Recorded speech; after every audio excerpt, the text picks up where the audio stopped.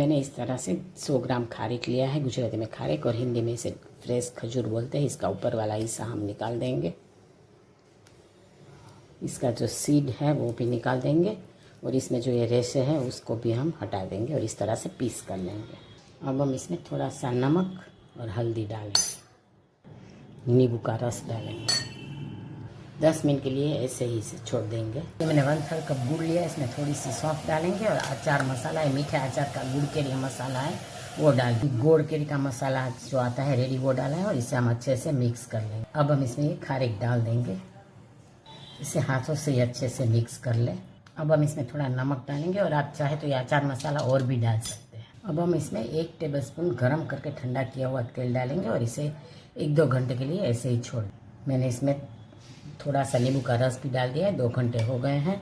तो आप इसे फ्रीज में 15-20 दिन तक स्टोर कर सकते हैं। अगर आपको मेरा ये वीडियो अच्छा लगा है तो लाइक करें, शेयर करें और मेरे चैनल को सब्सक्राइब जरूर करें। Thanks for watching my